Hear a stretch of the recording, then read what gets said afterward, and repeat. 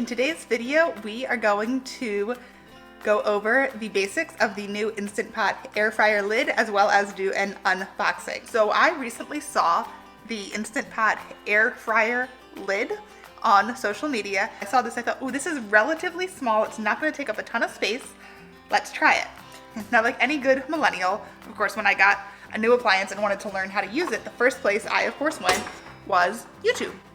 And I didn't see a lot out there about just the introductory basics. There are a lot of great recipes, especially for French fries and chicken. But before I got into that, I wanted to know, what do all the buttons mean and what do I have to do with them? So let's get started. First, we have our air fryer lid getting started guide. This is a protection plate so that when your food is done, you are not just taking that hot lid and placing it on your countertops and potentially ruining your counter. So this is, I think, a really cool feature that this comes with.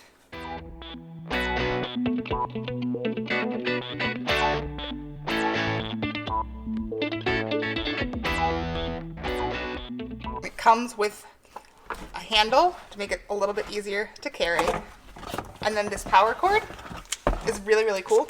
So this is actually a protective feature. You can see that it has this really long grate on it. That is so that you don't plug in both your Instant Pot and the lid at the same time. That would not be safe to do. This lid attachment should be plugged in just by itself. So this here is to prevent you from plugging anything else into your outlet while you're using this. So this is our lid. This is what we have been waiting for.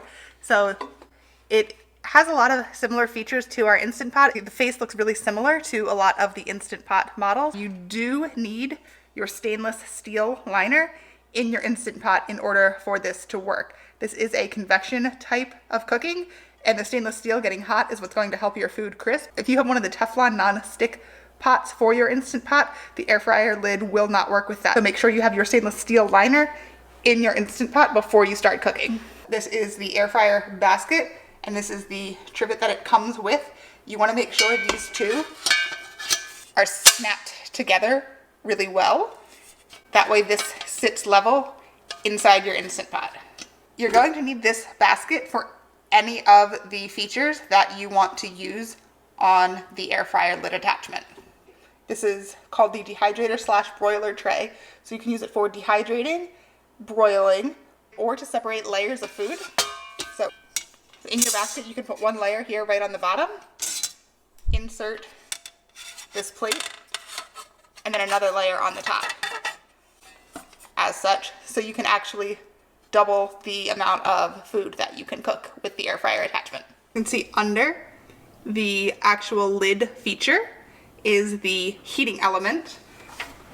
And then we have, of course, this trivet that they gave us so that we can put that, if our lid were hot, we can just sit that right on there to protect our countertop. Storage for this side, you can see where the cutout for back of the lid is. That locks right on, so you have a way to also store this lid safely.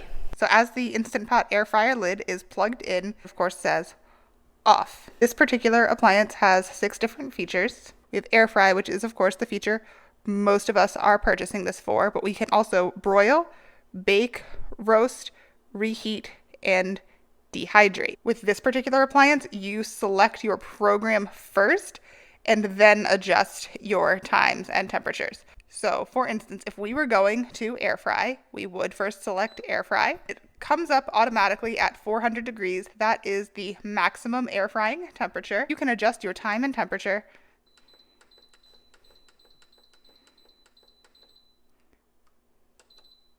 And we can see 300 is the lowest temperature at which we can air fry.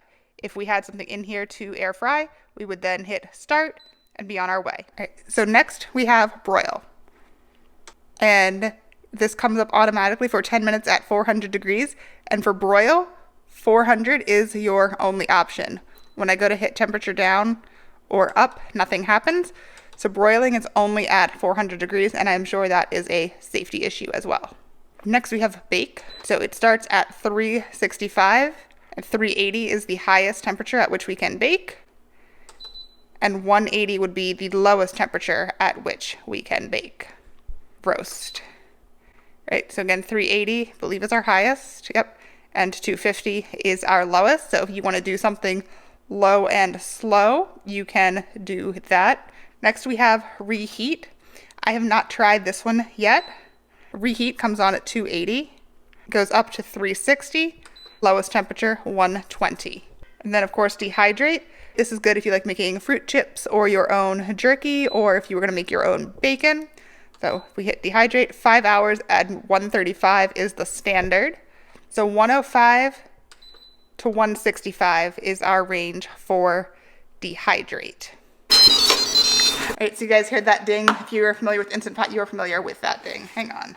So when it is off, it's going to say off. If you are cooking something, about halfway through, it is going to say right here, turn food.